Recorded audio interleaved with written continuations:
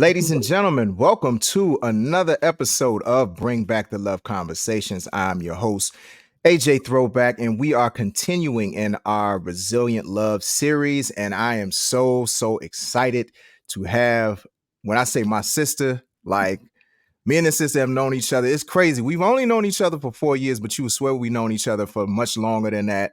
You know what I'm saying? She was actually the first person, with my I kind of miss Southeast series, the first person to record anything to any one of the beats, volume 1 or volume 2. We've been on the same song together in the same video together for the R2BB Cypher Jam. And when I say this sister supports. Like, she got multiple pages. She shared like from all of the pages she got. Plug. Yeah. And I cannot leave out when I say she was Queen Bars when it came down to like running them countdowns. When we had the Balancing Act radio show, she ran them countdowns. You know what I'm saying? None other than my sister, Lady Cee. Thank you for that wonderful introduction. Hey, you know how to do that. Yeah, Great if with I had a words. drum, I'd drum on Great it. with words. I love it. Thank you so much. I'm glad to be here. I've been looking forward to this conversation. I actually didn't even prepare. No, I'm just kidding. Actually, I did not, because I was like, it's AJ. It's gonna be like I'm just having a conversation with my friend. You know what I mean? So Exactly. I'm not You even. understand it. Yeah, I ain't do no research or nothing. So You that I ain't had cannot to. sound proud about that. But I watched some of the episodes, of course, but Yes, of as course. far as me trying to figure out what I was going to say or something like that, I Yeah, didn't even have time. But I'm it's all really good. good at freestyling, so I think I'll be okay. Yeah, exactly. And the thing is, it's like, to be honest, when it comes to this, because sometimes people ask me for questions in advance, and it's cool, but I prefer to kind of sort of let it be one of those things where it's like you just kind of you think about certain memories, you think about certain moments, and it's really just organic and Yeah, authentic. Like, I just prefer it that way a lot of times. and Like you gonna get it that way today. And it well, is hey, just I'm here for you. it. I'm definitely here for it, but I appreciate you for coming on for For this sure. episode. And I mean, let's talk about music. Let's talk about R&B. I love it. Like, I love it. yes, I know you do. Like, a lot of what you do as an artist Yeah. is, yes, you are a hip hop artist, but one of the things I appreciate about you is that you always involve melody in what you do as well. So, Mhm. like, talk about the origins of music for you, like, and specifically with like R&B, soul music. Like, what did you come up listening to? I came up listening to whatever my parents were listening to, of course. And my mom would always play like Whitney Houston. And I think she was like a big BBD fan, because when that ABC group came out, the little kids, Oh yeah. she got me the tape. Because I'm just like, I had to think about it when I got older. Like, how did I get this tape? I used to always tell the story of how I popped the tape when I was playing it, because I just played it over and over and over. And if Yeah. you play a tape continuously like that, and then the little tape get messed up and it'll eventually just pop after you keep trying to fix it and keep trying to rewind it. So that's Mhm. what happened. But I used to play it out so bad. But then my mom, she had to been the one to do it. And I asked her about it earlier this week, actually, because I was just like, Mom, how did I get like all this music? She was just Mhm. like, girl, I used to go to the record store every day. Hmm. Like, who does that? Yeah. She Yeah. said she bought a record every day. Like, literally. Like, she had the biggest record collection of anybody in our family. And something happened to it. Somebody took it or something. But my mom Mhm. used to have just like records stacked up. And I would play like on the record player, which I now know was not good. But I used to just like, just mess with it. I guess I thought I was a DJ back then. And he was like, always stop me and just pop my hand, like, get off my record player. You gonna mess up my records, girl. But I didn't know how important they were. I just thought it was just like, I don't know, whatever. It just was cool that it was a circle and it would go around and Mhm. you could touch it. Like, I was fascinated. Yeah. So, from an early age, I always remember just like sitting around the house listening to music. But it was, of course, my mom playing it. And, after a while, I started to look at music on my own. Like, Mhm. I know everybody keep bringing up the jukebox, but I have to because it was a part of my life. Okay, we used to sit there and wait for other people to request the songs because my mama wasn't having that. Okay, I could not pay for no jukebox song requests. But Yeah. I definitely used to sit there and wait for my song to play. And I Mhm. remember when Little Kim came out with the Junior Mafia, actually, it was, the whole Junior Mafia. And I just was like, I couldn't believe that a girl was doing this. Like she had on a fur coat, like she was sipping champagne in the chair with her other Yeah. girls, and Mary J. Blige and them was there, and Salt and Pepper and Cinderella. Like, you know what I mean? It was so lit. Yeah. Like I was just like, oh my God, that's what I'm gonna be. But right, seriously, like I really did. Yeah. And I just was obsessed, like from that moment. Like I would just rap about everything and anything. Yeah. And like I was really young, so I remember writing my first rap in the third grade, or I think it was the fourth grade, maybe. I think it was Mhm. third grade because the this little boy pushed me down the steps. And Oh, later on, I wow. found out that he had like a crush on me. But when he did it, it made me so mad. I tried to go home and tell my brother. But my Yeah. brother was like, at this point, he was just like, I'm tired of beating up all these little boys. He was like, "Why don't you just say something to hurt his feelings?" Like, I'm sure he corny. He was like, "What he got on?"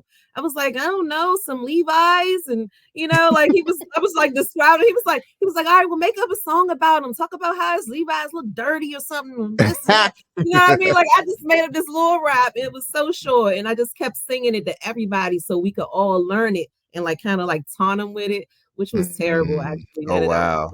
grown up, I realized that was kind of like bullying. But even though he pushed me down the steps and I was retaliating, Yeah. Scorpios like to get revenge until we evolve. Until we evolve. I'm an evolved Scorpio now. I do not do revenge. I don't. But people probably be waiting for me to get some revenge on them. But I'm not trying to do that. Yeah. Right, right. You've grown. For real. I have so much things on my mind. I would never like have the Yeah. time for that. Yeah. But music was always around. Like my big brother, he was like a hip hop head. So him and Mhm. his friends, first of all of them rap. So, when he found out that I rap, he told them and they was just like, "What?" He was like, "Oh Yeah. yeah, she about to be in the group." He made them put me on pretty much. Yeah. I Yeah. was on every song, AJ. That's why I got so much practice because I was like a little kid. Like I used to just write poetry, but when my brother found out I was a rapper, that was a rap Mhm. because he was Yeah. on to rap so bad. Like we didn't even have cable, but like his best friend would tape all the hottest videos on a tape, like on a VCR, and send it to our house, and then we would Mhm. sit down and watch it for hours. Like I Yeah. remember one tape, it was like Little Kim Crush on You on there. I just kept asking my brother to rewind it. He was just like, "Ugh." I was like, "Please, Law." Like I just, what I'm saying? Like I just wanted to see it one more time. I don't know what it was. I think I was probably trying to learn the lyrics because I Mhm. used to love Bone Thugs and Harmony. I really Mm. love anything with harmony in it. Yeah. Hence, Yeah. I named my daughter Cadence. There But you go. There you go. I love a melody. I love a harmony. So even though I always was a rapper, like I really low key wanted to be a singer. Like I even Mm. now today, like oh my goodness, people who know me. Like I sing Yeah. all day. That's all I do. Like Yeah. I'm singing too. I'd be like belching out, like I don't care. I'll do it in the house. And Yeah. I think it's more so I have to be in a comfort zone to really Mhm. just express myself in certain ways. But yeah, that's like the root of it for me. Like my whole family was into some type of different form of music. So I was Mhm. getting the oldie but goodies from like my cousin Keisha, which I don't even think I've ever told this story, but I know you remember this. You remember those infomercials that used to come on TV with all the Uh-huh. oldies but goodies? Oh, Oh yeah. my Oh, God, yeah. those the best like mixtapes ever. And they Yeah. used to sell these collections, and she brought one of them. Oh my Mm. goodness. It was like the best thing ever. I just remember it being like this Gerald Levert song on there. It was an older one. It was like, Okay. before he started doing all the LSG stuff and everything. Okay. And it just made me like appreciate, the older music. And I was just like, dang, our music don't even sound this good. So I Yeah. started digging into older music after that. Like I wanted to hear, what happened in the 70s and the 80s. And my dad, Mhm. I think he kind of noticed that. And he would like kind of give me little songs to listen to and stuff. He Mhm. still does that. Like, I think my last song I wrote was because of a song he sent me. He sent me that Temptation song. I wanna love I can see. You Oh, know? yes, yes, Yes, yes. that. I Mhm. love that song, and it's Me like, too. it made me write a whole song because I wanted to write a new version of what they were saying so that it Mm. could be like, in today's vibe, but not today's vibe. 'Cause Right, right. 'cause I was thinking about that too. I'm just like, for real, the music I listened to as a teenager, like in the 90s, man, that Mhm. stuff was very over sexualized. It was just like Yep. hyper, like, and it wasn't really love music, but they were promoting it as love music, but it was like Mhm. lust music, I guess, Yes, yes. because I mean, like my favorite R&B artist, and this is gonna sound terrible right now, It's but all it was good. R. Kelly. Yeah, yeah, yeah. It He wa was Kells. he was Oh a my lot of goodness. people's favorite. Yeah, the double CD, like, I don't know, people probably don't wanna really admit it, but I was loving, like, everything up until Chocolate Factory even, I was Uh-huh. stepping in the name of love and all of that. But it's like he still had that old school vibe, you know what I mean? Like, how you could get from the Isley Brothers or Yep. I mean, anything I listen to, if it has that hint of nostalgia, it just I think that's why people sample stuff so much. That's why Yeah. samples are so successful because people wanna Mhm. hear that, that old classic in there. Like, Yeah. what is that song that I love now, but it's so old? I'm not gonna waste time thinking, but I'm sure like it'll I come to said, you. it's a lot of songs that are just so old, but they make you feel like they're new. Like Pimp C Mhm. will remix all kind of Frankie Oh, Beverly and yeah. Maze. Oh my God. Like people don't know that's why I really love Pimp C. Like I love him because of his personality and stuff like Mhm. that. What he stood for, how he would just speak his mind and say some real stuff Yeah. without, being a cornball about it. Right. But he definitely was comfortable being who he was. Mhm. And I feel like just the music that influenced his music, it made it what it was. Yeah. Like those longer songs, those melodies, those instruments that you can hear. Like that's why I love Frankie Beverly and Maze and Earth, Wind and Fire, like for that live music feeling, even Junkyard, Backyard, Yeah. listening to the go-go bands, like that live element of instruments is like Mhm. so powerful. Like it just changes the frequency of what you're feeling when you're listening to the music. And depending on what the words are accompanying those instruments, it can really create a certain vibration. And Right. that's why in the go-go people was getting stomped out. So no, I'm just Right. but Frankie Beverly and Mays show people were in there falling in love, meeting their Yep. husbands and wives, things like that. Yep. Like I love me a good Anita Baker concert, you know what I mean? Yes, indeed. I love her. Oh my God, Yeah. that's like my favorite. But yes, besides Miss Anita, she said she wasn't performing no more. We gonna see. Because she Right. said that last time and then she came right out like 2 years later. But Let's hope she like Jay-Z when it come to I retiring. know, right? I think she is. I think she is because she just can't let go. Right. But I love that. I love it too. And Yeah. I just like how, music that is classic ages so very well. Like I'll Yeah. play songs for my kids and they'll be like, you know, what song was that, mom? Like my Mhm. son, he's famous for that. He always wants to know what song somebody was playing. You think he's not listening, he just creep out the room. Hey, what song was that, y'all?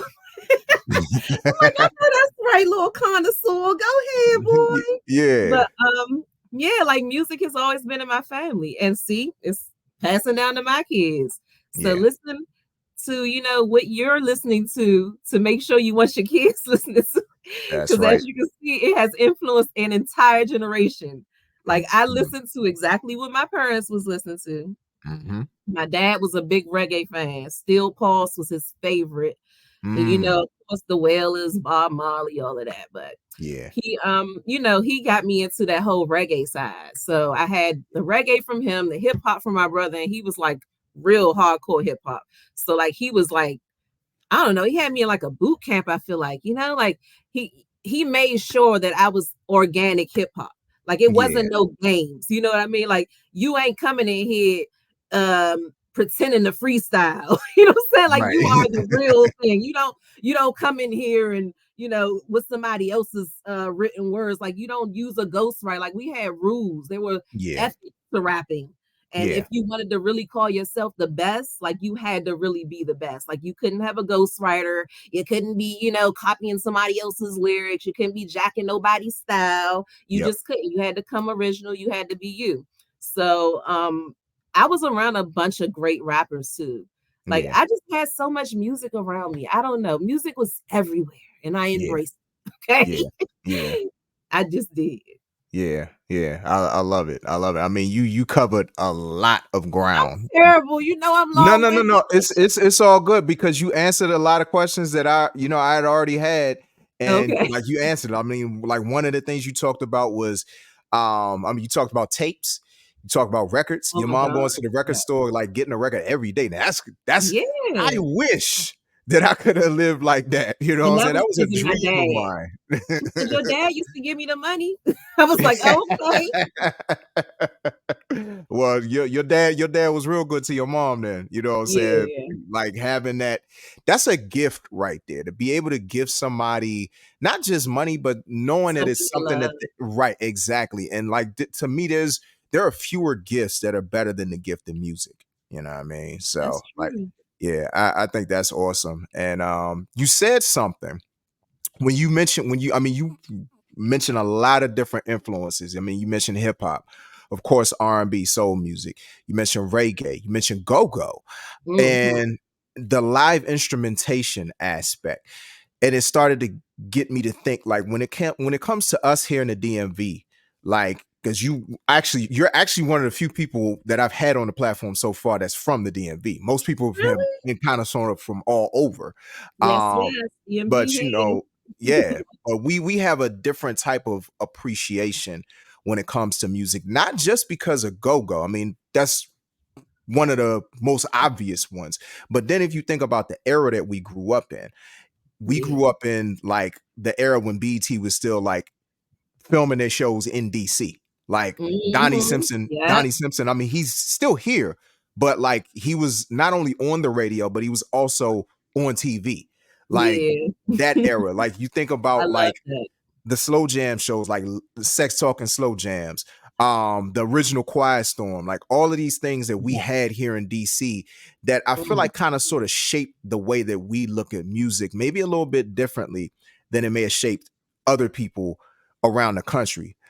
What is your take on that in terms of like how you grew up listening to music? Like in addition to like getting it from your family, the jukebox, all of that stuff. Like what are the other ways that you feel like growing up here in the DMV helped to shape your appreciation of music?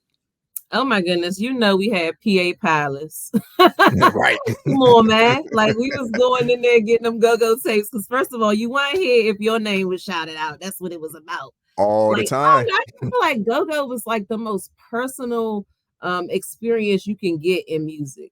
Because Mhm. it's like you could be a celebrity in that joint. Yeah. You could come to the go-go on your birthday, you could get shouted out, you could have, what I'm saying, your whole crew there. Like it'll literally be a whole like verse about you in some sort of way, if you Hmm. if you trying to explain it to somebody that don't know what go-go is. So Right. like of course we are like, have like a MC, he rapping over the mic, but they're playing the go-go beat in the background.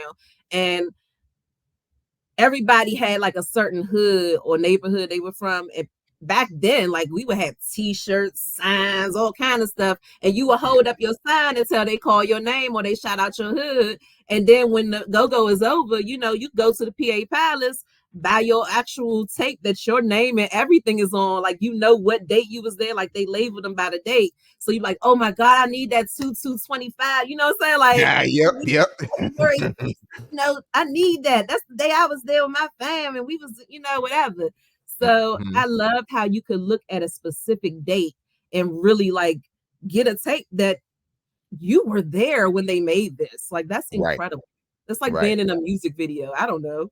Yeah. But go-go was just like unique and it had, even though they used to try to say it wasn't unique, because we was like stealing lyrics or something. So it was that was like a cover song for me. You know what I'm saying? It's Yeah. like they doing a cover of the song basically, and they Yeah. just doing it with this go-go vibe that nobody else can do it with. And I think Mhm. the artists even appreciate it because that's why they started to collab with the go-go bands. Like they'll have a guest artist, like oh my god, Lil Boosie, Gucci, all of them. They came a lot of times, okay. Yeah. But Yeah. certain rappers like really embrace the go-go. And Yeah. then it was like, certain people was like, oh my goodness, they got her there. Yeah. You be like, dang, that's tight. But now with Mhm. the all, I get so far off the subject. I'm about to talk about the off the porch series and Hey, the hey, live but porch. Oh my god, I love it. But yeah. back to what I was saying. You asked me basically the influences how I heard the music. So I would listen to, of course, our local stations. Like we had 93.9, 95.5, 96.3. If you like the old school, like me. Yeah. 102.3, they used to be, really like with the Quiet Storm and all that, but I think they stopped that. I don't know. Yeah. But I'm gonna tell you one thing. When they stopped playing like the oldies but goodies on the 96.3 WHUR and like, 102.3, and one of those is Howard University station. So we Yep. actually had like a local station at the historically black college that's here. Like everything was just Mhm. so connected. So we were supporting our own people, like supporting our own radio stations. Really, like I love the radio stations back Yeah. then. Yeah. Mhm. I stopped kind of loving them because I noticed that, it was like some pay to play type of stuff going on.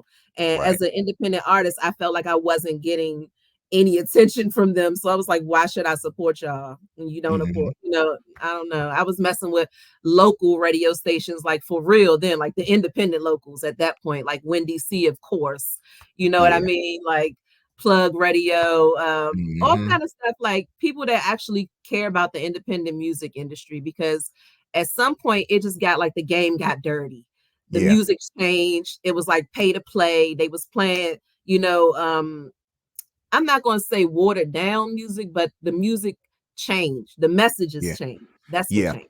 The message Mhm. in the music changed because the Yeah. music was still sounding good, but it's just like when you're older and you have a certain amount of knowledge, like you just cannot ignore ignorance anymore. Right. So you have to do better. And that Yeah. includes what you consume, what you put in your body, what you put in your mind. Mhm. The music, it was just starting to like make me cringe. Like I was just like, Yeah. what did Yeah. they say?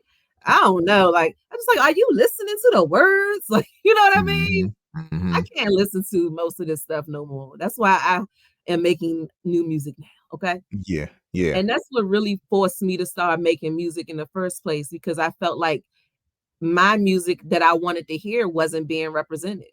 It was like, Mhm. where's the good music? Like, why aren't people talking about regular stuff? Like, Yeah. Yeah. like we are Mhm. still here. Yeah. Nobody is, in the same situation as you stars where y'all are talking about all this stuff that's superficial to most people. Like, what about people who have, real situations that they're going through? And, music used to get you through stuff. Like you Yeah. could turn on a CD and sit there and listen, and by the time you finish listening to that CD, you will feel different. You wouldn't Yep. feel bad no more. You know what I mean? Like you feel like you had some hope or you had a plan. Mhm. Yeah. But nowadays you might listen to some music and go, get suicidal or something. Like I don't know. Right. This music is terrible.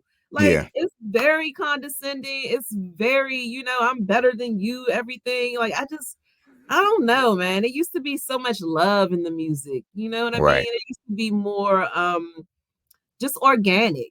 Like people would Mhm. really write how they felt and they would turn those feelings into like a beautiful song. Yeah. And, people would love to hear a honest love song where somebody is just expressing how they feel about, their significant other or even being very vulnerable, you know what I mean? And Mhm. just like kind of putting yourself out there in a way that you wouldn't normally.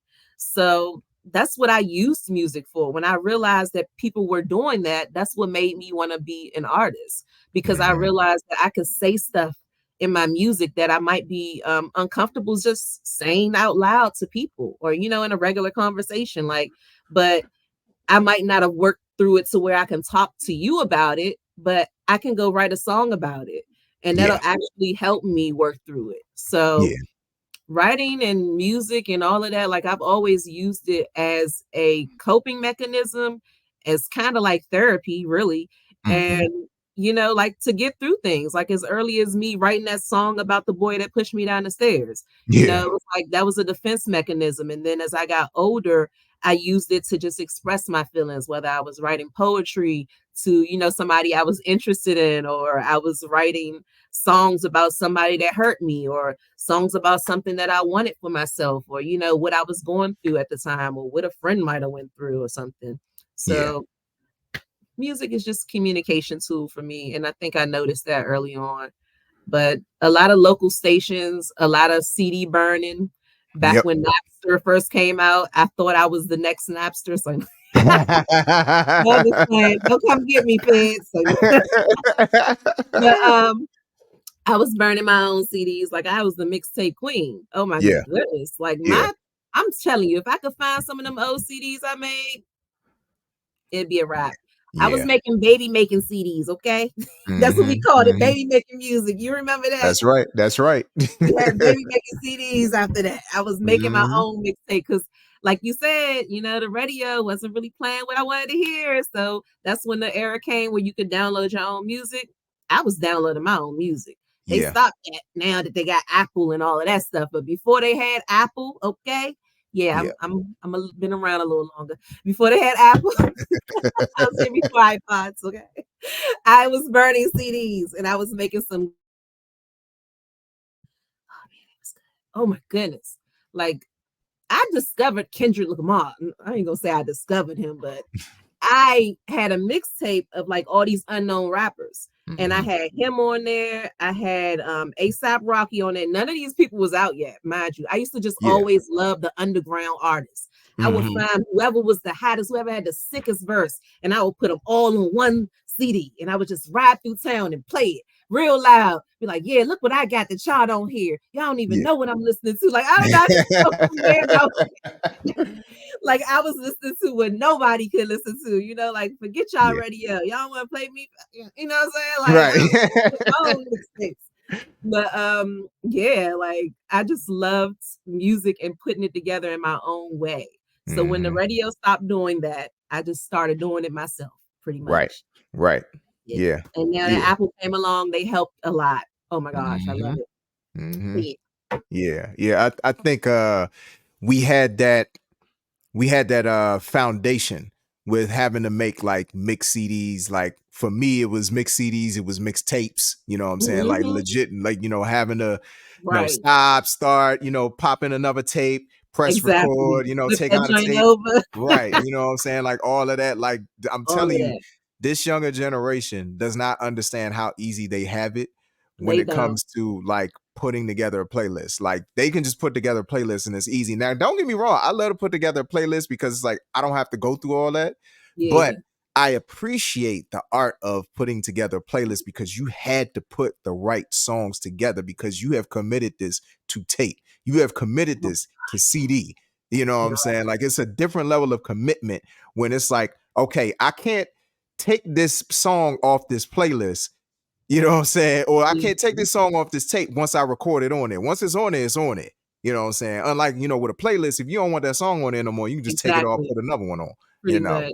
But it's like if you put a Yep. certain song on that tape or that CD, you have committed to that being on the CD. And it's like, that's how that's going to play from now on. Now, granted, you can always skip, you know what I'm saying? But Right. if you take the energy or the time out to actually put that particular song on there, that means you really like that song enough and you Exactly. understand how it fits into the flow of that particular mix CD or that mixtape that you're trying to make. So it's just I think that also goes back to what you said in terms of like the whole thing with seeing record players and almost wanting to DJ. And then on top of that, because we got to bring this up, we got to bring this part up, the fact that you actually took a DJing class, I and did. you know what I'm saying, like it's like just kind of sort of hearing your stories like, oh, you were destined to do that. Hey, I don't even know if it's for me because now, like honestly, I know Cadence is only a baby, but Yeah. she is like adamant about DJing. Like I need to just Mm. show somebody what she be doing. Like me and her dad be looking at her on this DJ board, man. Yeah. She get on the DJ board like she is a professional DJ. You would think she's Mm. seen someone do this because then she always look back at you. She be like, like you see me? And she be putting her hand up like she be really jamming. She be he like, oh my Yeah. goodness, like it's crazy. And that's Okay. her favorite toy. You know what I mean? Yeah. Like I was like not wanting to be one of those parents that kind of like push whatever I love on the baby. So I have Mhm. like a lot of stuff for her to explore, but that is her favorite toy, like That's what the I'm talking DJ about. board. I'm just like, Yeah. how? And Yeah. all the musical instruments, like she's on the xylophone, she playing her little piano, like she just Mhm. loves music. And then my mom was just like, you gave her the right name, Cadence. She said, that Right. girl singing again. I'm just like, I guess so, mom. But you know how sometimes you think you're going to be the one to do what it is that you love. And Right. then in the end, it really ends up being like, your daughter or your granddaughter or your grandchild or something. And you thinking that, all this love you have for this thing is meant for you to kind of do it, but then it might skip you and just, Yep. be in you to nurture that, skill into the next generation who's going to be much even greater than you were. That's right. So I love it. Like I just try to keep my eyes peeled and watch for signs and just, like appreciate life as it's happening because it Yeah. can pass by so fast. But Mhm. that's the good thing about music. It helps to kind of like put it in a capsule, right? Yeah. It's Yeah. like a little time capsule because when you play certain songs, you remember, like, I know I do. I remember stuff so, keenly just from listening to a song. Like, it will take me directly to that place where I was. And Mhm. sometimes that might not be good because, like, I've written a song that I posted it the other day actually to Facebook because I just was thinking about it because it was the song that was inspired by that Temptation song I was just telling you about. So Got I you. figured I would just post it because I was just like, yeah, people do need to like bring back the love in music. Let me go ahead and post this so that they'll have something to listen to. But Yeah. it was my first NFT and it's called Trill Love. But Mm. I wrote it because I just wanted to kind of like, get my feelings out at the time. But I literally can't listen to that song like without like Wow. feeling sad or something. So I just Yeah. like, I'm not gonna play it for me, but y'all can play it. But that's Yeah. the thing about being an artist. Sometimes you might make something that you don't want to keep saying over and over again, Yeah. I can't imagine like having like a hit song of something that I don't want to continuously hear. It's just like, man, I gotta perform this again. Yeah. Yeah. Yeah. I just can't imagine how that might feel to some artists out here because I'm sure that's happened. Like, Oh, yeah. and these artists don't have that kind of control where they can just say, oh, I'm not going to do that because I don't like, the way I feel when I hear it. Your Mhm. label is like, get your ass out there. Like, you gonna perform Millions this. of fans waiting. They want to hear that song. But Right. yeah, Yeah. Yeah. what It's you funny that it's funny you said that because the first person I thought about who he has said multiple songs that he absolutely hates, and that's really? Pusha T.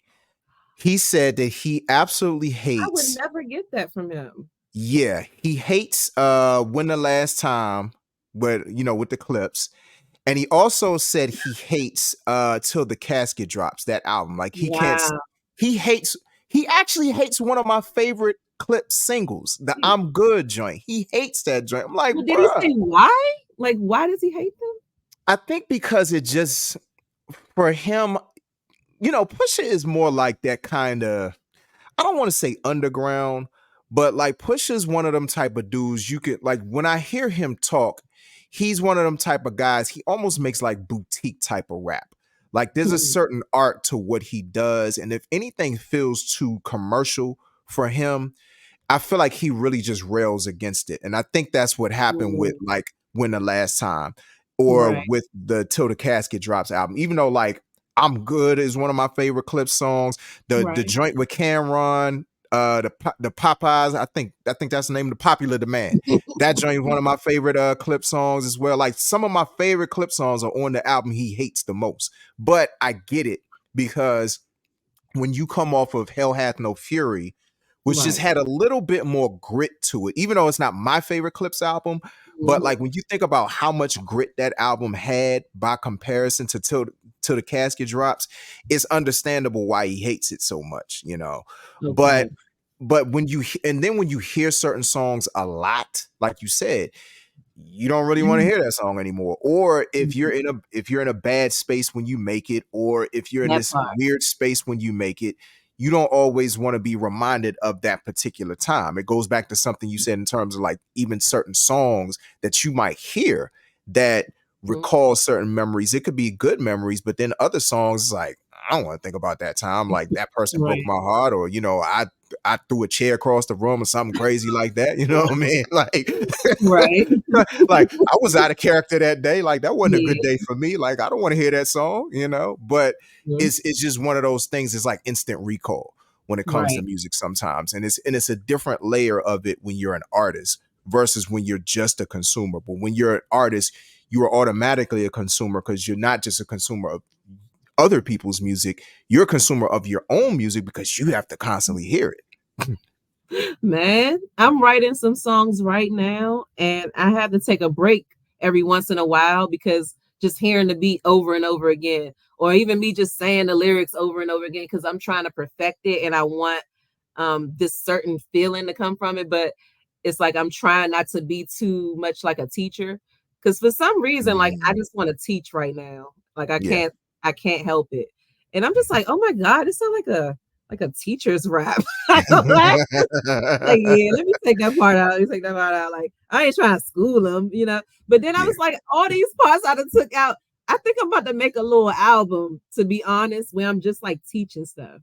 Why Like, I want not? to teach people stuff in music. Yeah. You know what I mean? Like Yeah. I really like did a deep delve into like trading in the stock market and like trading currencies and all that with the foreign exchange. And Mhm. I realized that the lady that I was learning from, like she wasn't talking in plain language. And I hate when people do that. I Yeah. mean, because it's like you're talking to everybody. Like when you're teaching somebody something or you're doing something where you're like, you know, speaking to a large amount of people and you don't know what the mixture of them is. You don't know their education levels. You don't know how old they are. Like they could be babies. Some of them could Right. be little kids, teenage. You want to speak in a way where everybody's going to understand. Right. So I try to, you know, do that in the music. And then I realize like a lot of people that teach these things that we need to know and all these important skills about how to just make money and you know different business ventures and stuff because I've just been learning so much, okay, Yeah. and I want to share the knowledge that I've acquired, and I feel like me putting it in a song might be a good way to do it because people hear things better like that. Like that's why Gracie's Corner is like successful and stuff, you know. Right. Like Right. she's doing little kid songs and learning songs, but like with a you know trill beat, like sound like you know what I'm saying. Mhm. It's really nice. Yeah. Yeah. Eat them up. It's like she really be going in, okay. But yes, like I feel like some of the music is too mundane when it Yeah. comes to like, you know, just switching it up, like making us more excited. Like everybody seems to be saying the same stuff to me. You know what I Right. mean? Yeah. There's And no I don't want to variety. come across like a nerd or whatever, but I definitely feel like we should be thinking about how these kids' futures are being shaped by what they're listening to. Like, Yes. you know what I'm saying? Like the teenagers, man. Oh my God. Yeah. My daughter know I hate their music. I just absolutely hate it. And she just be like, "My mother, don't play that around my mom. Don't play that around my mom because she's gonna be like, that's what did they say?" And, you know, like I'm gonna analyze the lyrics, of course. Yes. Oh my Of God, course. your rappers are trash. What did they say? Like, let me hear that. You know, Yeah. whatever. I'm just like, why would you want to hear that? You know, it's just a TikTok. Nobody's listening to the words. Well, that is terrible.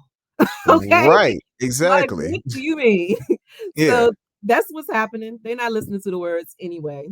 But Mhm. I feel like it's a demographic out here that might want to know how to trade in the foreign market and make billions of dollars doing it. So why Right. don't we teach these kids? Because some of them want to learn. They want to be rich when they grow up and be able to have a great, you know, successful future. Like some of them don't want to just be destined for jail and death. I mean, because that's what Right. they rapping about. Yeah. Like it's just terrible. I don't even want to sound like this on here, but man, clean up the act, okay? Yeah. Listen Yeah. to what y'all kids are listening to. It Yes. starts somewhere. I know when I was like letting my kids get introduced to music, I didn't let them hear what I was listening to because I realized the songs I was listening to weren't conducive to a child's mind. Like Right. Yeah. I was an R&B loving, hip hop loving, music lover. But when I was timing to play songs for my children, or I had to give my daughter like a little inner tablet with a little bit of music on it, I Hmm. programmed all pop music. I ain't gonna lie. It might have been like one Beyonce song on there. Yeah. Yeah. Yeah. And that was Love on Top or something. Like this was back when, my daughter was younger Hmm. and she wanted to hear music too. Like everybody loves music. So the kids Yeah. want to hear music too, but they don't need to hear that. They don't Right. need to hear that. They don't need to hear that. Like Not they're at gonna all. have the wrong opinion about what love is and Yep. everything. Yeah. Like, I mean, they think that everybody is the same because people are presented that way, Hmm. but everybody is not the same. And I just really wish that people would stop believing whatever they hear on social media. Like these Yes. internet gurus out here Mhm. telling everybody what your relationship supposed to look like, what Yeah. your person should be doing, and if they ain't doing that, then you need to do this. Yeah. Like y'all need to chill on that for Like, real stop because listening every to them. situation is different. Hmm. Everybody has different needs. Like Yeah. no person is the same. None of us even want the same thing. All of us are Right. different. We all have Right. different, things that we want and need. Even if music right now is telling you differently and shaping our minds to think like, all is one.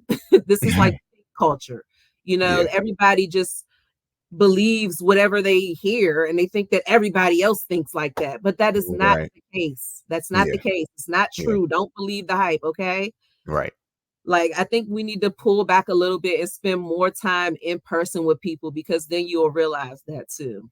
Hmm. Agreed. We need to be stepping in the name of love, even though R. Kelly might be stepping a different way. But what happens to the electric slide and stuff like that? Yeah. Yeah. Like we Exactly. used to actually have family reunions. I'm not even gonna lie. I haven't had a family reunion in my own family in a couple of years at least. Like Same here. COVID then changed the game. It has. We don't Yeah. even have family reunions no more. Yeah. That's crazy. Yeah. That used to Yeah. be our one time when every generation came together. The young with the old, you know what I mean? The mid, all of that. Everybody in one space. And we had to have, some music that everybody wanted to listen to. Yeah. And that's when we would break out that old school, Hmm. those same old songs that always make you feel good. Yeah. So I think some music is just meant to do stuff, and we Yeah. need to get back to that. I think I'm going to definitely try and plan a family reunion this year. Tell the youngest to do it anyway. The elderly have, they're tired. Yeah. Yeah. It's like, So, let somebody else and do I it. think that they're tired of doing it the way they used to do it too. Like we have social media now. We need to use it for something productive. Like Right. send everybody a DM and tell them get together. We about to have a family reunion. Find a spot. You know what I mean? Hmm. Put some money in the cash app for the food or something. I don't know. We can do it in a new school way. Yeah. But let's do it. Absolutely. Let's get Yeah. together, y'all.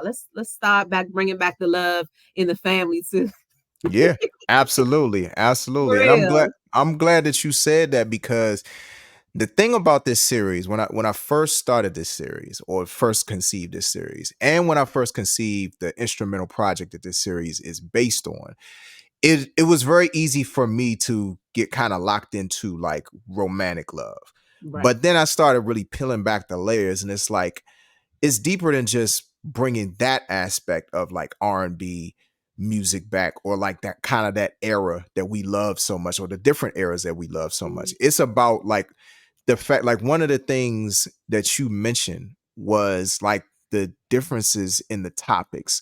Like it seems like R&B, hip hop, well, rap, because I ain't gonna say that I can't call half of what's on the radio hip hop, but Man, it's very linear. Like it's the same thing all day long. Everybody just kind of sort of it regurgitates what the other artist says, or the other like similar themes. Like one of the things that like I kind of, and I hate to be the old man in the room sometimes, but I'm just gonna keep it real quick. But I was listening to somebody, or I was listening to a couple of artists because somebody asked me to produce for another artist. So I was like, okay, let me get inspired by these particular artists who are kind of in this lane. where this Right. artist is.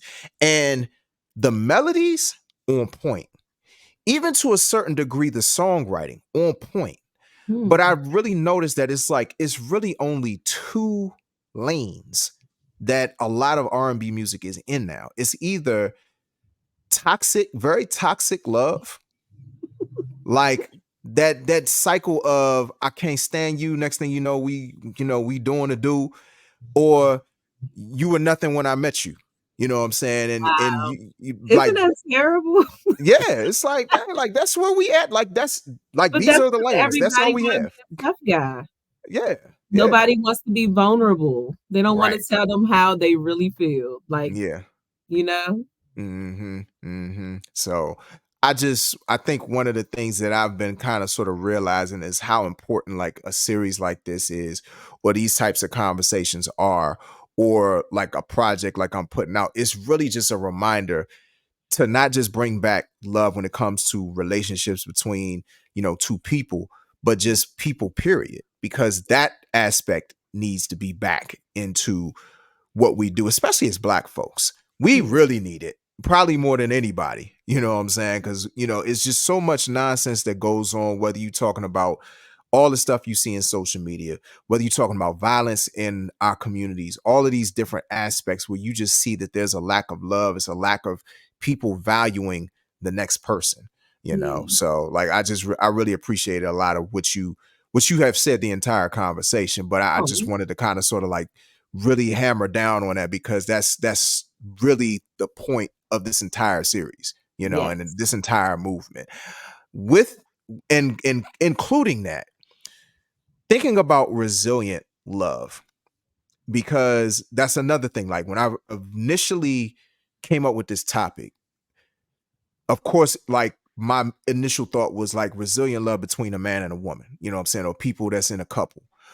But I started thinking of it from the perspective of like there are all different types of resilient love. Like you could Yeah. talk between, two people, you could talk between friends, with family, with your relationship with God, or however you vibrate spiritually.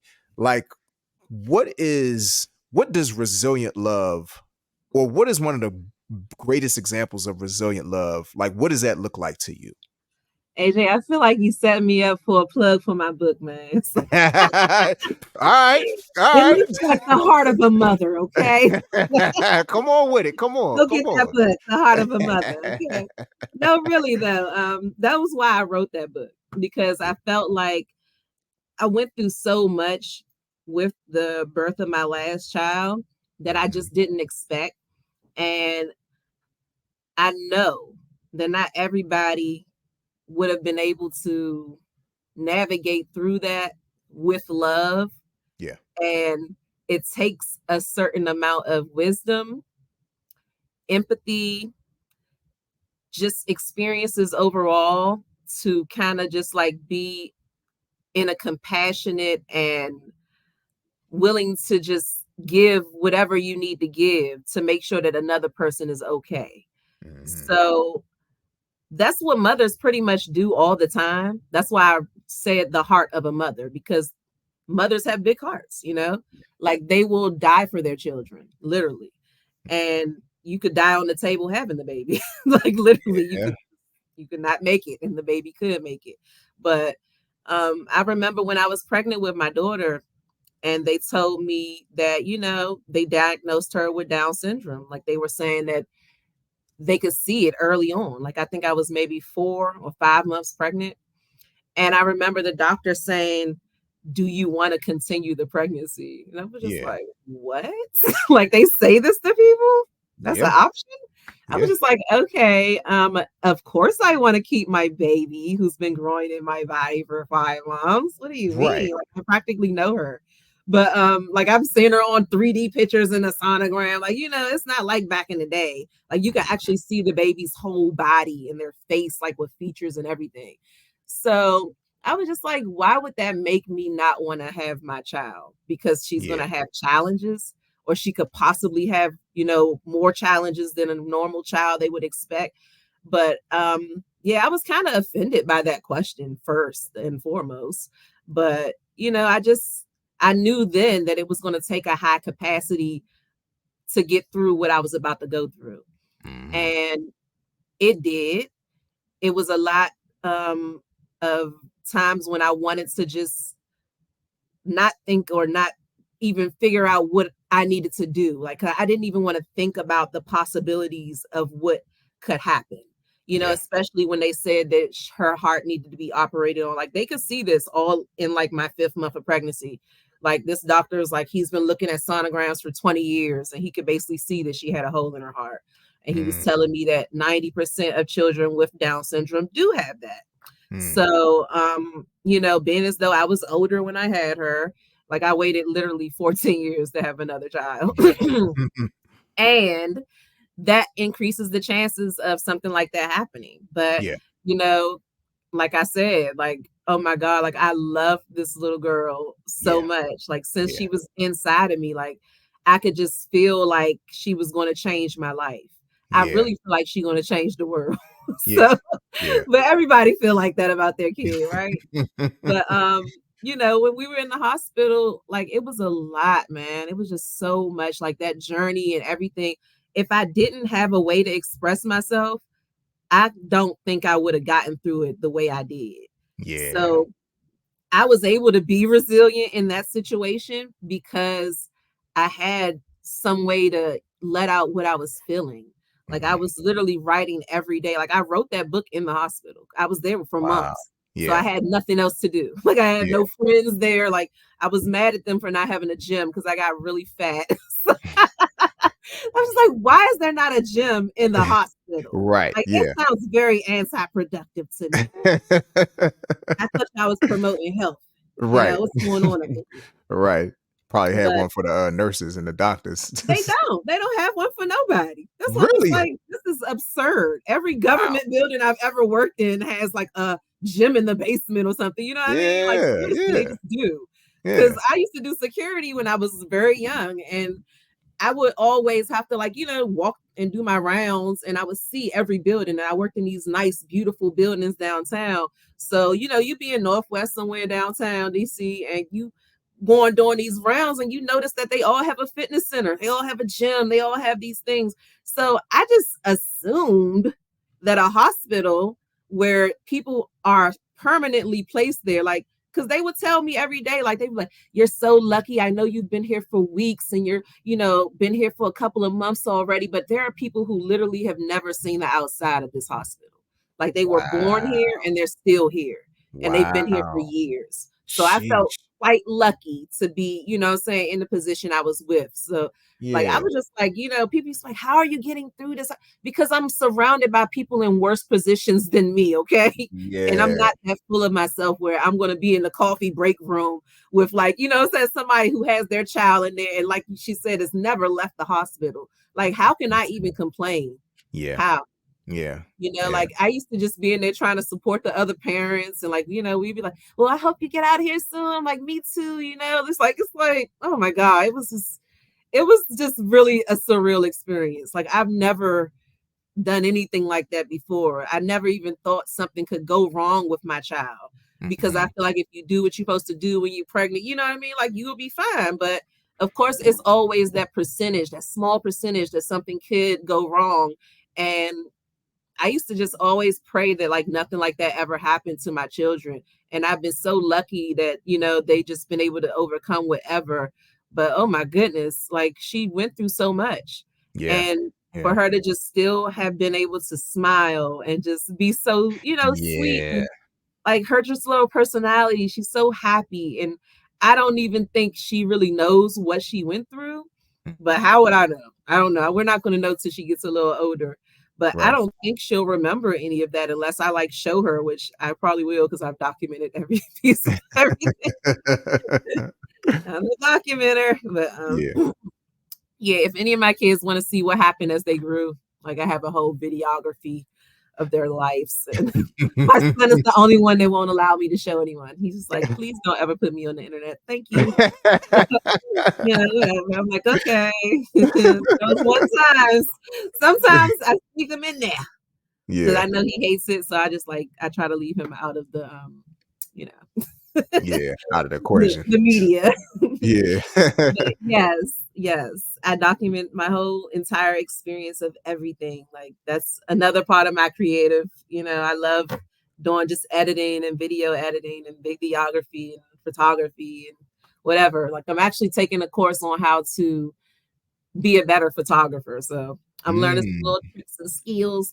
Like I'm a lifetime learner. I literally will learn anything. It's really kind of sad. Every week I'm in a class. They be like, "What you learning now?" Cadence is right there with me. My baby be sitting there in seminars and webinars. Like she's like, she really pays attention though. She be looking and like she really learning and stuff. I'm like, this yeah. baby don't know how to do everything. But yeah, pretty much resilience in loving these children, especially, my last baby, and just Yeah. being able to go through a lot of stuff and still have love in your heart. Like somebody told me that, they really admired that about me, and I never thought of that about me. Like I was Yeah. just like, how can I speak about resilience and love? Like I am not married for 20, 30 years. That's what I think about when you first said it. But it's just Yeah. like, okay, like I do still have the ability to love. Like even if I've been hurt before, like multiple times, like Mhm. Yeah. I still have that love in my heart. You know what I mean? Like I Yeah. don't feel bitter, like I need to hurt people or, like, oh, I'm gonna get all these men because, like I've never felt like that.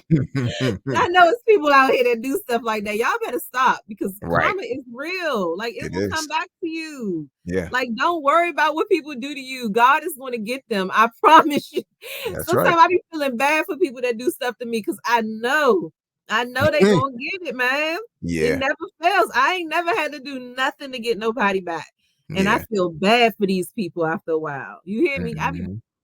oh my God, that must be because of what you did. Oh, no, I can't help you. I don't want to get hurt.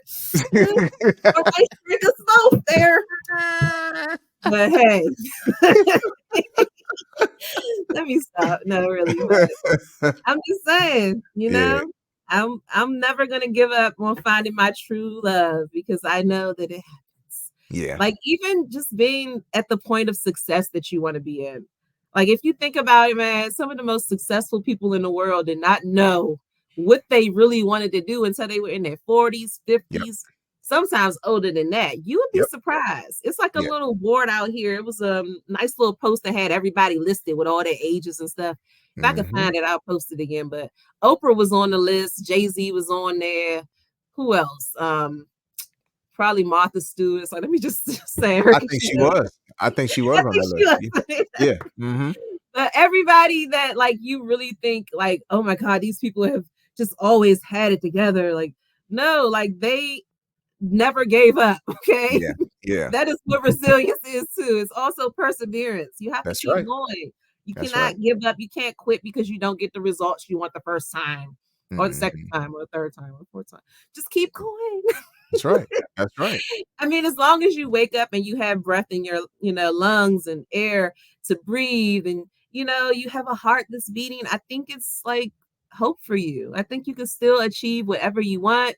You can still meet the love of your life. You can still enjoy life. Like, just do it. Absolutely. And just, always expect the best. Don't expect the worst. Because what you believe in, you'll be living, even if you do be lying. Okay. Don't forget that. Right. Yeah. Absolutely. Absolutely. That yeah, once again, you this is the direction that I knew that you were going to go in when it came Oh, to like the question. yes. And because it's like again, I didn't want it to be limited to just one type of resilient love. And I don't really feel like there are too many other types of resilient love that are greater on earth Yeah. than the love that a mother has for their child. You Yes, know what sir. I'm saying? And especially given everything that you went through with bringing Cadence into the world. Oh, And then yeah. once Cadence got here, like I know that you went through a lot of just Yeah. you a lot of those moments just making sure that she's okay. You know what I'm saying? Man, Yeah. Like, I mean, and yeah, you documented everything, and I it's like did, we were all right there with you, like, praying and hoping and and just I wanting the best appreciated for that her. so much. That was beautiful Absolutely. too, and I actually put a lot of that in the book, so it's some shout outs at the end of the book too, when I'm just like thanking people for being there and just like really getting me through it. Like the dedication in the book. I think I'm gonna just do like a little reading of the dedication online one day because people don't really read. So even the people that like read the book, like I don't know if they read the whole book or whatever. Like you gotta get to the last page and read that dedication. Okay. I think I'm gonna just Right. read it to y'all though, because I want to definitely thank everybody that stood by me and like that even helped, like that helps Mhm. with my resilience, knowing that people are, supporting you and praying for you and actually want you to come out of a situation definitely helps. Yeah. And I felt that love, y'all. Like, oh my God, like all of you, like especially like certain people like Illville, like he really like made my Yeah. day that morning of the actual surgery. I remember Mhm. him posting something like it was like one of my freestyles or something. Like I think I did a challenge to one of his beats and he posted it and he was just showing me big love in the whole post and like just said these really nice and beautiful things. And I just was like, man, did he know that I needed this right now? Because I Yeah. don't think he did, but it was just like people do things sometimes because God might move them to do it. And you might Yeah. think that, you know, they know what they're doing, but they might not even know how impactful that was for you at the moment. So just tell Yeah. people when they touch you like in little ways like that. Like that's what I'm saying. Like bring back the love, period. Okay. Yeah. Like the love just needs to be there in everything we do. Like I That's right. try to move with love, Mhm. try to just talk to people knowing that you don't want to hurt them. You know Yep. what I mean? Like Yeah. people sometimes can be so insensitive.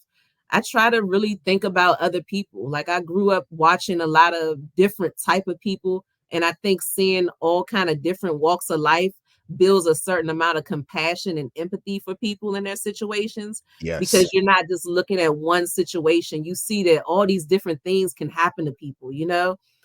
And you just never know where you can end up in life. Like Yeah. you could be homeless one day. Never think that you can't be. You know what I Right. mean? Yeah. Like people Exactly. just think homeless people had to be so stupid to become homeless. Like I don't know what happened, but I'm not going to underestimate the fact that they were an awesome person before and That's that right. it can happen to anybody. So I Mhm. try to just like, not judge people and especially don't talk about something that you don't want to find yourself in that situation. That's right. That's right. Like just basically, what I mean? Mhm. Yeah. At any But given moment, it could be any one of us. it could be any one of us, man. But I Yeah. love this conversation. I'm just so glad that I got to talk about even that little part with my baby and just that resilient love of just the heart of a mother and just being there for your baby. And, you know, I would Yeah. love to have that resilient love with a partner as well one day soon. And hopefully that will happen. But for now I am very happy and busy. So I really don't feel like I'm missing out on anything. Like this is my time to build myself, to build my wealth, to, just take care of my children. And then when it's time for me to have all my fun because everybody is at their nest, oh my goodness, that's when I'll be like, where you at? But yeah, I'm so busy right now. I don't notice that I don't have a partner. You know what I mean? Yeah. Because I'm always doing Mhm. something. Like I don't have time for real, to be honest. Yeah. But Yeah. people make time for what they want to. That's true. That's true. Now that brings up, I think this is probably a perfect closing question. Okay. So, tying it back to the music. And it could be, I mean, it could be whether it's like hope for a relation, that relationship, or Mhm. just when it comes down to love, period. What is an R&B song that's out there that like really speaks resilient love the most to you? And it could be Oh, just it speaks resilient love the most to you, or it could be a song that is like, okay, this is the type of love I want that I know will stand the test of time. I don't even remember all the words right now, but you know how you remember how a certain song made you feel. I Mhm. remember playing this song over and over and over again, just like back to back. It was on CD by this time, okay?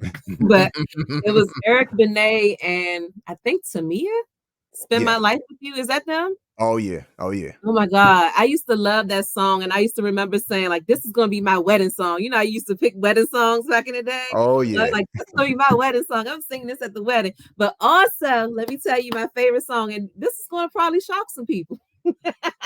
But being as though I'm from the DMV, it shouldn't shock you too much. Backyard. That is one of the songs I want in my wedding as well. And it's the one when they did the Raphael Sadiq version. You know, I'm coming home to you. Oh It's yeah. nothing see through. Hey, so I can see your heart. I just love that song. It just put me in the Yeah. zone. But that's my Yeah. favorite. Like I love Raphael Sadiq. And then I'll get back into any of those songs too. Don't let me get started because I'll go too far. But that song and the Eric Benet with Tamia, Spend My Life with You. Yeah, those two. Yeah. Yeah. Definitely. Those are definitely two good songs right there. Yes. Especially, I mean, both of them, but particularly "Spend My Life with You" because I mean, like, yeah, like you're talking about a love that's lasting. You know, like Yes, it's not something that is meant to, be a couple months, be a couple of years. exactly. Like, no, it's like I'm gonna spend my life with you, and Right. there's a certain energy to that when you say that to somebody that, like, look. Okay. We gonna Sounds go through very some well thought stuff. out, doesn't it? It's Like not gonna be forever? easy, like Forever? for life. Clank, clank. Nah, Okay. but for real, it's like there's a certain energy that comes with saying, I'm gonna commit myself to you, and it's not gonna be easy. There's gonna be Right. bumps along the way, Hmm. but we're here together.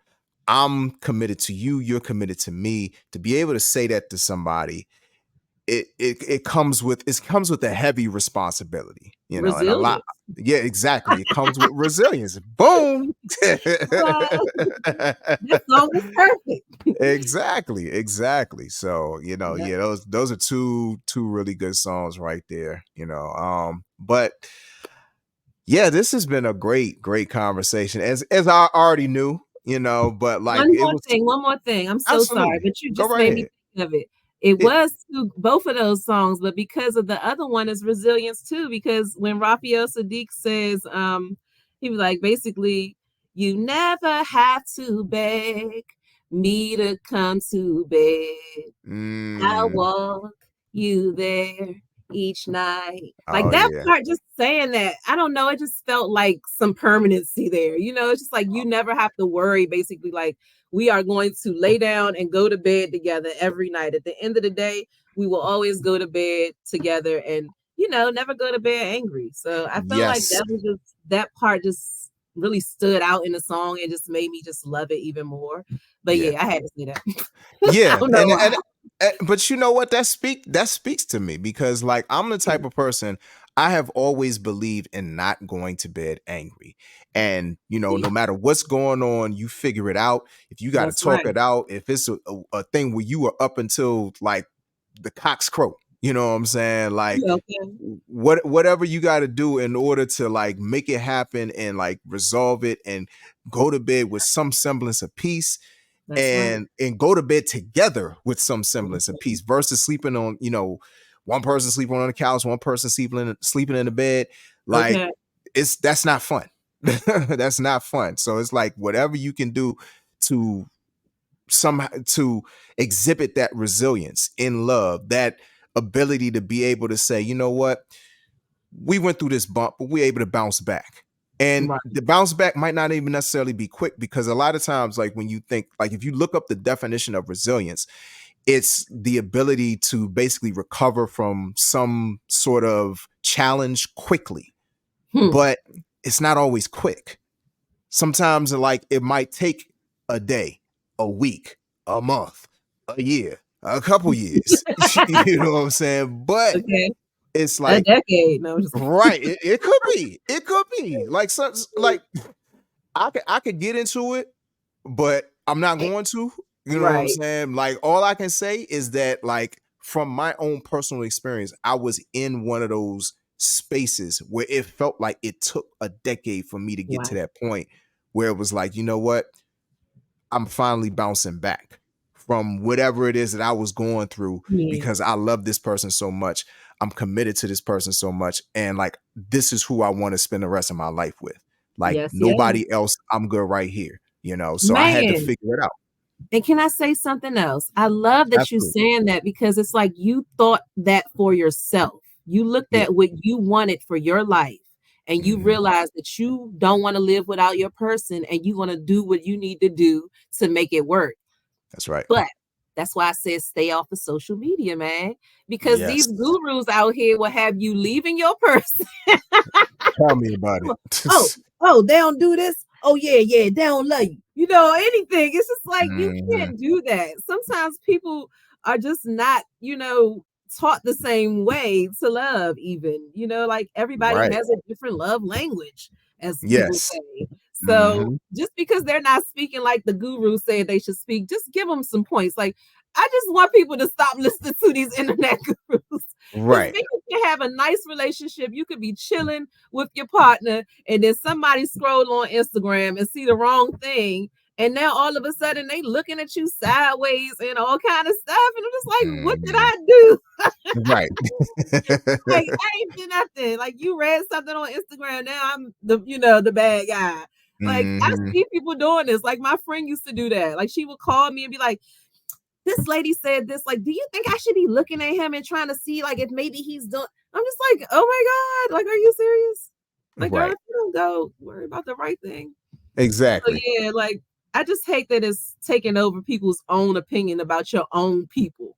Like, Hmm. please go off of what you feel, what you experiencing, and what you really want for yourself. That's right. Because people can change and Hmm. people do change. Yep. And then a lot of the times when you put a lot into something and then you might say something like, oh, we don't do this, or we don't, go backwards or something like that, or whatever. And then Yeah. you have these rules that you set because of something you read or whatever.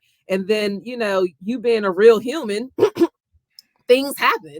Yeah. So it's not going to be just like this internet guru said it should be or whatever. And maybe you missed something and you're actually missing out on the love of your life or something like that because you just, you felt like you were taking, saying somebody else's advice over how you felt about that person. If you know you Right. feel a certain way about somebody, please use your own judgment, your own heart, your own head, your own, Hmm. experiences, and just take that and let people live.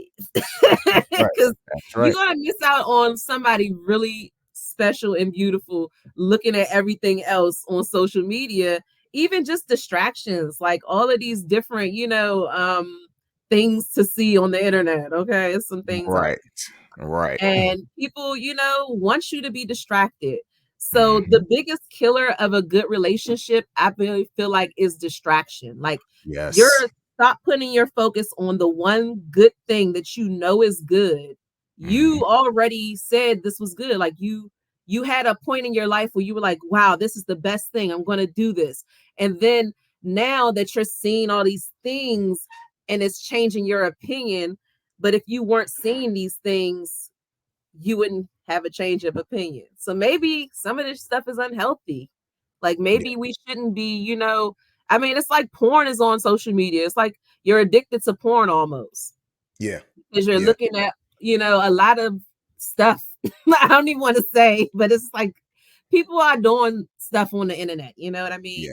And it's Hmm. just like, I think that we need to really get back to the love conversations. So if you're Yes. having a problem with your significant other, don't go to the internet and try to find out what the guru said. And don't go get a reading or look at the tarot card or something. Like, go ask your person, be like, Right. "Go make what you do." You know what I'm saying? Like, ask your person, seriously. Right. Like, Exactly. they are there. That is the whole thing that's gonna keep your relationship going, is communicating with them to see what y'all need to do. That's right. That's That's right. it. Yeah. So, Real yeah, man. simple. That's Just wanted to right. give that small piece of advice. I had a chance. That's great. That's great advice. That's great advice. And see, this is what I love. Throughout the conversation, you constantly said, because I my wife teases me because this is something I learned in film class when I Oh, was in this is probably maybe my I want to say either my second or third year in college. But one of the things that my film teacher said is that a lot of times in movies and in TV, they will say the name of the movie or they'll say the name of the episode in the movie or the episode. So and a lot of times it's to constantly like remind people, okay, this is the movie, or this is the episode, or this is the show. And constantly you said, bring back the love. I was like, I feel like I'm back in film school again. Because she gets it. She understood the assignment. Just saying, man. I'm just saying, Yes, Yes, yes. yes, indeed. But I appreciate you so much for coming on to the program tonight. Of course, with all of my guests, I always allow y'all to plug yourself. With all the things you got going on, you are an artist, you are an author, Yes, yes. you are, I mean, you got businesses, you know what I'm Mhm. saying? Like you got Yeah. to get LLCs, INCs, all that good stuff. Yes, So, yes. I have like more to come. that's right. Um, So I want you to plug you, and you got a merch line. So plug away. This is your time.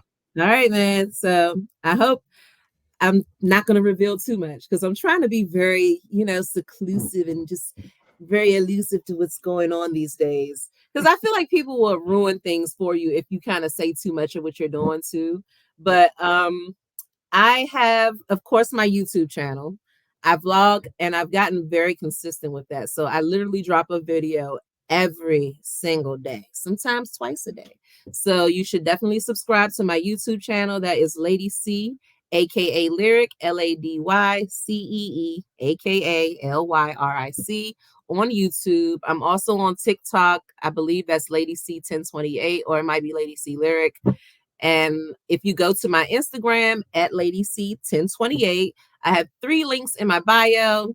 So you can hit any of those links. The first link is my website, I believe, or it's probably my YouTube page. The second link is for my book. So you can directly go right to Amazon and download that for a Kindle or whatever. You can actually order you a hard copy. I have hard copy, I have paperback. And like I said, that book is very personal. So you're going to get the tea if you get that book. Okay. Like you want to hide something from somebody, you put it in a book. That's what I no, I'm just playing. But I mean, I'm not one to put my business out there like that, but I will write it in a creative form. And if you're willing to pay for it, you can know what happened. Okay. So it's in a book. I have new music on the way. I'm actually working on a project with Mindframe. I don't know if you're familiar with him, but he Yeah, is a my guy. very talented producer and rapper himself. But we are working on something very special. I appreciate him having so much faith in me to bring the pain. But Yeah. also, I got something else coming out with my man Illville. Of course, he's one of Oh my yeah. biggest supporters. Love me some Illville. And also, I am working on an album of my own called Life After Birth. You like that? I'm a I Biggie like that. fan. I like that. Life after birth, choices, chances, and changes. Ooh. So I'm working on those things right now as far as the music. I have my book, and I'm doing, just like I said earlier, a lot of teaching lately. So I'm trying to put together a course on how to basically set up your own trust fund. And then I'm also it's gonna have like all the information about the tax implications and everything like that. Because people always talking about, make your kid trust fund, baby. Well, do you know how? Like, is anybody gonna tell us the step-by-step directions? I'm sick of Right. it. I'm sick of Right. all the gurus. Like, I'm serious. Then they want to charge you for everything. Like, the kids don't have to pay for the knowledge. I'm finna go around to some schools, teach these kids and mentor them, and start some kind of mentoring program where I can just like have somebody else teach them even. Yeah. But all this stuff I'm learning, like I've taken these animation classes with like Dr. Keys, and it's opened up the door to whole new, ideas. Okay. So I'm Yeah. coming out with a couple of children's books. One of them is very special to me. It's actually inspired by my father and a story that he would tell me all the time as a child. And I just kind of turned it into a real folklore, and Yeah. it's called The Three Traits to Be Great. So it actually teaches lessons to kids too about like just being persevering, and um being wise and keen, and it's just like compares all these different traits of animals that my dad was talking about. You got to have like the heart of a lion, the patience of a buzzard, and things like that. So I turned Yeah. that into a children's book to kind of teach children about kind of virtues, like I might make like a whole virtues series where these 3 virtues first, and then we talk about like other traits that, could really help you in life. You know what I mean? patience is a virtue. So that's Yes, one it of the is. 3 traits to be great. And then I also have some children's books that are based off what my daughter went through. Like it's called Braveheart, Cadence the Braveheart or something like that, I believe. Mm, And it's just kind of like a little baby book that other kids who are in the NICU can read. Because when I was in the NICU with my nice. baby for those long amounts of times, like I had this one book and I would just keep reading it to her over and over again whenever like I needed to entertain her. Like I was singing Michael Jackson, all kind of stuff. But Yeah. her favorite was Rock With You, of course. I was fine. She loved that. But, Yeah. that would soothe her, like when because she had so much going on. I mean, they had this BPAP thing on her face where like it covered literally her whole face, and Oh my she didn't goodness. like that. So, it had to be there to support her breathing at the time, right after the surgery, because they had like her Mm. heart connected to a tube and this thing, and it was just crazy. Oh my So goodness. during the time when kids recover from stuff like that, and there were like a whole floor of children, mind Mhm. you, that went through like similar stuff. Yeah. So I know that there's a need for this. Yeah. And like there was this one lady who came around and she was just like, "Oh, I always give this book to my kids." Like she was a nurse and she was just like, "Yeah, this is cool. Like they love it." And I was just like, "Man, that made me think like I need to make a book like this." It was Mhm. like basically a little boy with his like little mask on his face, and he was like, in the NICU. And he Mhm. was like talking about all the people he sees and how his mommy and daddy have to look at him through the little glass. And it was just really kind of sad, but they try to make it, into a way where they can kind of see what they're going to go through in that situation. And like, Yeah. you're not alone, Yeah. like, so, and also for other children to read about it and kind of know what it's like to be in that type of situation or what other children might be going through. Mhm. So I'm definitely working on some children's books, and I'm going to be working on, broadcasting live videos. As you can see, I got my little setup. I ain't used my mic today, but it's here. And Yeah. then basically I'm going to do some educational series, I think, more like. I don't know if I'm gonna come and try to just go around the schools, because I know I can get like a contract with the schools and actually go in to speak with the kids, especially if you have like a book, a children's book, and you give the book to all the schools. You can give them like so many books, and then they'll basically buy them from you, and Yeah. you can read them to the children. Like you have like a little day where you come and you read them to everybody, you know how that goes. So Mhm. I think I want to do some stuff like that with the whole teaching kids how to trade and how to get into the stock market and investing and just different avenues for them to make money. Because I feel like we don't really prepare our kids like we should in Yeah. this community. And Yeah. other kids are like from birth, they're like told, all these different skills. And I'm just like, what would happen if they even taught this in school? Like, why aren't our kids learning about trading currencies? Like, I didn't even know what that was until I became an adult, and that's Yeah. not okay.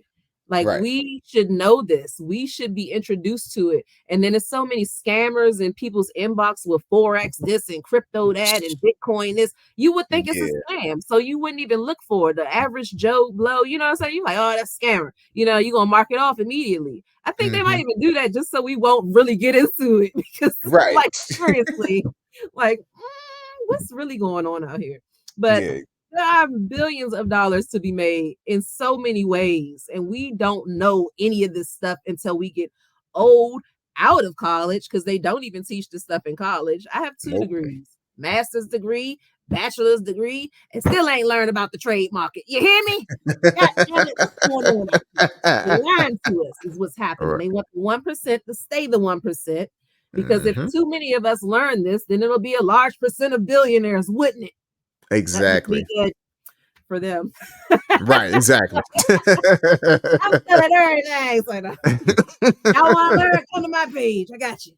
So yeah, I'm Mhm. putting together a bunch of stuff. Like, I've always just loved to give back to my community anyway. So if I come up, y'all coming up. Believe that.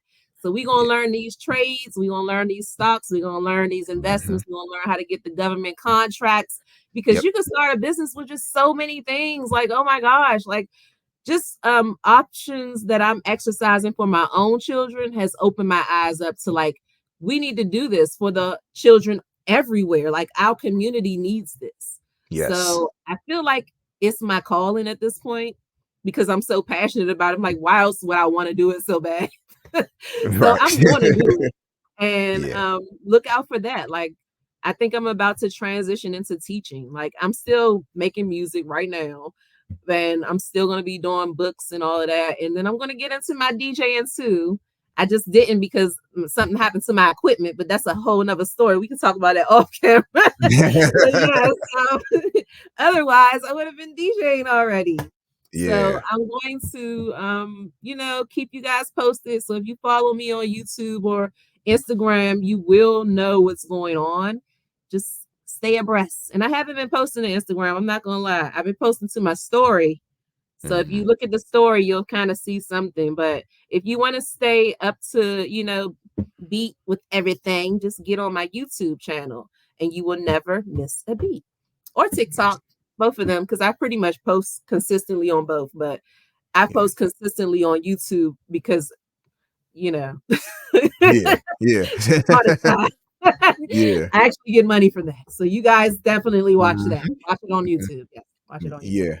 Yeah. Yeah. And it's funny that you said that because literally somebody today asks like, people still posting to YouTube. Like, I Why mean, wouldn't they be? That is right. freaking I'm like, that's where residual people, income. yeah, that's where people actually get Residual paid. passive income. Yeah. Literally, YouTube will be making me money to the day I die. Okay. Right. And Right. probably after that, it'll be going to my kids' account because I'm about to set up a trust fund. So, like I That part. said, basically, y'all need to get with this intellectual property movement too. Maybe That's you right. need to hit a YouTube channel because Hmm. YouTube is actually a great platform for people who want to just provide some type of information or a skill or Right. whatever you got going on. If I wasn't so shy, I know I don't seem like it, but I'm very shy. If I wasn't so shy, I would do live videos every day because I know that would just like boost the algorithm and then boom, I could, have thousands and thousands of followers very quickly. Like every day I would get new ones. But Right. I am very shy. I'm trying to come out of my shell, man. Like I'm setting up the background, but that's not gonna last long. Sure. Because I'm actually about to move soon. So all of this is gonna come down. Like I'm not gonna have my little wall or anything. Yeah. Yeah. So I don't know. Like I'm gonna get into it though. I'm gonna be vlogging live. I promise you. I Yeah. just have to like bust through the door one good time and then I'm in there. Yeah. Yeah. And then once you do, I already know it's gonna be top notch, And you because already know you're gonna be one of my first guests. well, I appreciate that. I definitely appreciate Okay. that. I'll be ready. Thank you. I will be ready, but I appreciate you so much for coming on tonight, sharing your story about, your journey through music as an artist, as a music lover, sharing your, just absolutely captivating story about resilient love and like how that shaped you and how that's made you a better person. And like this episode tonight is like the epitome of why I'm doing what I'm doing. So I Oh, appreciate you so you much. always make me feel so nice. Thank you. Absolutely, absolutely, yeah. So we're gonna be in contact real soon. So Yes, sir. I appreciate you for supporting always, and I got your back always. Hey man, anytime. We basically blood right now. You know what I'm saying? Like you can't get rid of me. I'm your real sister. So Absolutely, absolutely. I wouldn't want to. ain't going nowhere. Hey. But yes, we will definitely get up again. And thank you again for just having me on. I appreciate everybody who's going to listen later. Make sure y'all comment, subscribe, like, and hit the notification bell, okay? See, I ain't even gotta say it. She done already said it for me. She just said it for me. She You know know what she it know the is. drill. That's right. Yeah, so we'll be talking soon, sis. All right. I All right. appreciate you. All right now. Bye bye. Peace. All right, ladies and gentlemen, once again, my sister, Lady Cee. Um, Great conversation tonight about resilient love, about R&B music, about music period. Like the thing about this series is that although like a lot of the meat and potatoes is surrounding R&B music touches so many different genres. I mean, you heard her talk about hip hop, reggae, go-go, like all of those different areas somehow some way R&B, the influences are there, and the other genres influence R&B as well, or inform R&B as well, especially when you look at how R&B has evolved and grown in so many different ways. So I appreciate her for, her story and just like the layers that she brought into this particular episode. And of course, her story about her daughter Cadence and the resilient love that she had to exhibit during that whole pregnancy and being a mother, just period. I mean, she has more than one child, and she's had to show that resilient love to each of her children, but specifically with her beautiful, awesome, talented daughter. Hopefully, we see some DJ Cadence videos in the future, you know what I'm saying? So definitely looking forward to that. But speaking of resilience, this whole series, or this particular part of the series, is surrounding my latest single called Resilient, which is out right now. As you can see on the screen, it is billed as an R&B slow jam instrumental because that comes from a particular time. From yours truly, AJ Throwback, is available now for purchase and streaming on iTunes, Amazon, Spotify, Tidal.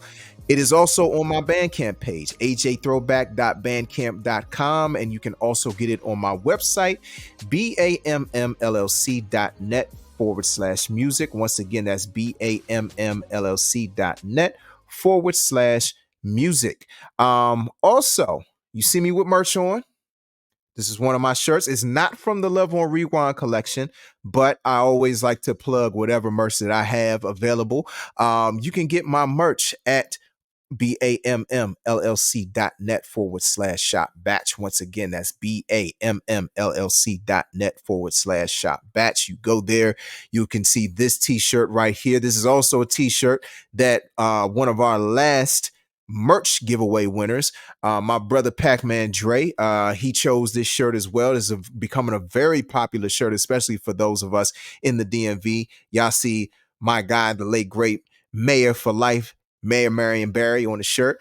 But I also have pieces from the Love on Rewind collection. You can see that all on the page as well.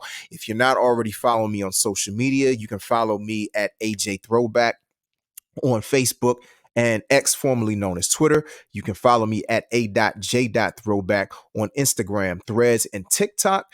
And right here on YouTube, AJ Throwback 928. As my sister said, please make sure that you like, comment, share, and of course, subscribe to my YouTube channel. So whenever I post a new video, premiere a new video, go live, all of that good stuff, you'll be among the first to know. If you're not already following the Batch Batch on social media, you can follow at batch.202. Once again, that's batch.202 on Facebook and Instagram, and on X, that is batch_202. So once again, I'm so grateful to everybody who's watching this right now. Whether you watch this now, you watch this on the replay, I appreciate all the love and support that everybody is showing. So we will be back very soon with another new episode of Bring Back the Love Conversations. Until then, just please always keep the love in your heart with everything that you do. When it comes to bringing back the love, I always like to say bring back TLC, because it's not just bringing back the love conversations, it's also bringing back tender, loving care. So until the next time we meet, I've been your host, AJ Throwback, and this has been Bring Back the Love Conversations. And y'all enjoy the rest of your Friday night. Enjoy the rest of your weekend, and I will see y'all soon. Peace.